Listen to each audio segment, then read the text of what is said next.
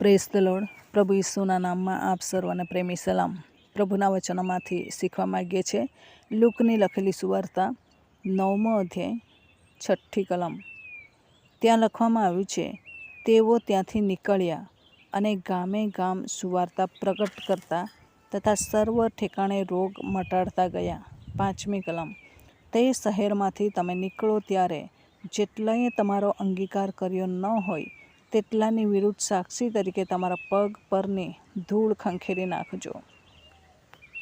આજે આપણે જોઈએ છે તો આ અધ્યાયમાં શિષ્યોને પ્રભુએ હરેક ભૂતો પર રોગો ટાળવાને માટે પરાક્રમ અને અધિકાર આપ્યા હતા. માંદાઓને સાજા કરવાને માટે પણ અધિકાર આપ્યા હતા. અને તેઓ જે ગામમાં જાય તેમાં જે કોઈ બીમાર હોય અને આવી રીતના દુષ્ટ શક્તિઓથી ગ્રસિત હોય એવા તમામ લોકોને સાજા કરવાને માટે પ્રભુએ શિષ્યોને અધિકાર આપ્યા, પરાક્રમ આપ્યું હતું. પણ એમને એ બાબત કહેવામાં આવી હતી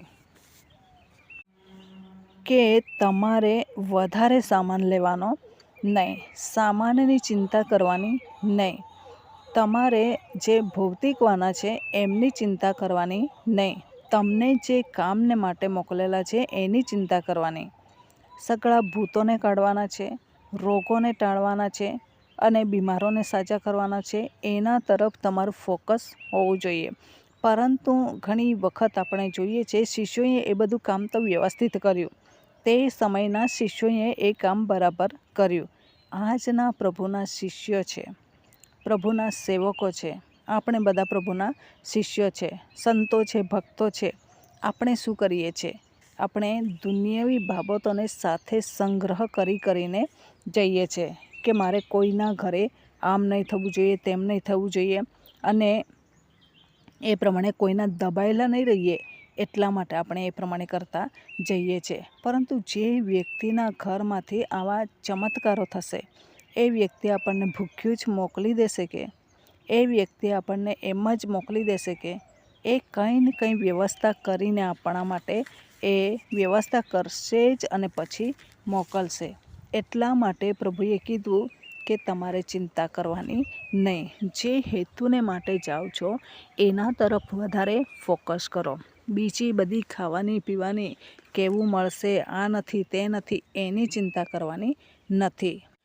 પરંતુ આજનો જે શિષ્ય છે, આજનો જે પ્રભુનો દાસ છે, આપણે બધા એમાં આવી શકીએ છીએ. એ બધા જ ચિંતા કરીને જાય છે કે રિટર્નનું ભાડું મળશે કે નહીં, આ મળશે કે નહીં, તે મળશે કે નહીં, એવી ચિંતા આપણે કરીએ છીએ. પણ ઘણા બધા દુનિયામાં એવા લોકો પણ છે, એવા સંતો પણ છે, એવા ભક્તો પણ છે, એવા શિષ્યો પણ છે કે જે ખોરાકની પણ ચિંતા કરતા નથી. આજે જ હું એક લાઈવ સાંભળતી હતી અને એમાં એવું એ લોકોની મિટિંગ થોડાક લાંબા સમય સુધી ચાલે છે અને એમની સાથે જેટલા પણ હતા એ હતા, એમના પત્ની હતા અને આખી ટીમ હતી. એ ટીમે કંઈ જ ખાવાનું નહીં ખાધું. કેમ? એ જગ્યા પર 10 વાગે બધા હોટલોમાં ખાવાનું પૂરું થઈ જાય અને પછી 11 ને 12 વાગે એ લોકોને કંઈ મળે નહીં. તો એ લોકોને ભૂખ હતી, સખત ભૂખ હતી. પણ હવે કરે શું? પોતાનું ઘર હોય તો બનાવીને પણ ખાય. પણ બીજી જગ્યા પર મિટિંગ કરવા ગયા, મિટિંગ પર ફોકસ કર્યો, લાંબી મિટિંગ ચાલી તેના પર ધ્યાન આપ્યું અને બીમારોને પણ સાજા કર્યા, બધું કર્યું. પરંતુ એ લોકોનું જે ભૌતિકવાનું હતું, ખોરાક, એ રહી ગયો.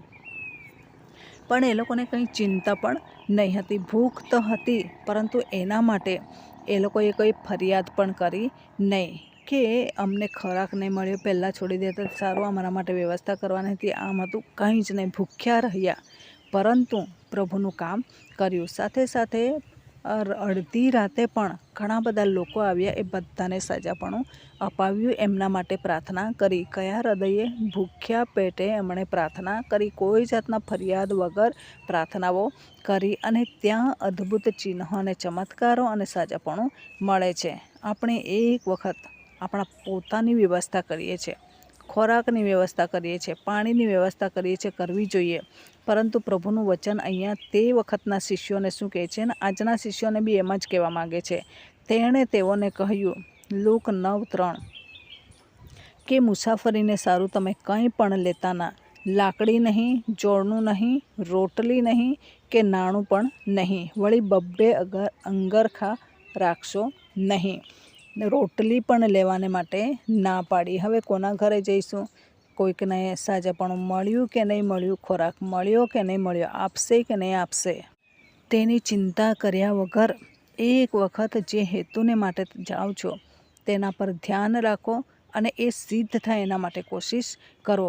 એ વ્યક્તિઓને સાજાપણું મળે, તમને ખોરાક મળે કે નહીં મળે, ખોરાક લઈને ઊંઘો છો કે પછી ભૂખ્યા ઊંઘો છો એના તરફ ફોકસ નહીં કરો, પરંતુ પહેલાં વ્યક્તિઓને સાજાપણું મળ્યું કે નહીં એના તરફ ફોકસ કરો. અને ત્યાર પછી 1-2 વાર ભૂખ્યા રહ્યા પછી પ્રભુને બધું ખબર છે.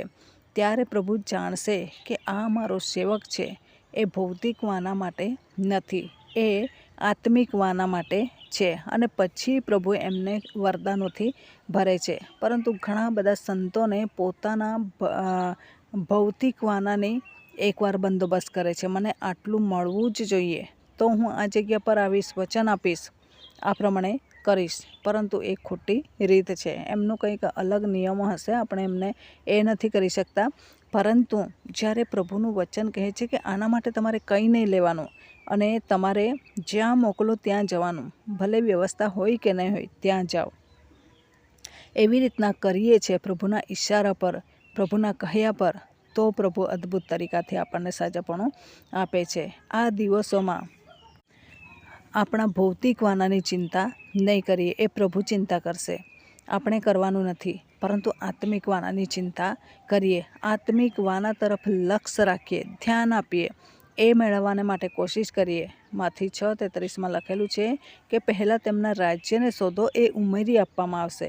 ન્યાયીને મેં ભૂખે મરતા જોયો નથી, ભીખ માગતા જોયો નથી, એમ દાઉદ ભક્ત કહે છે.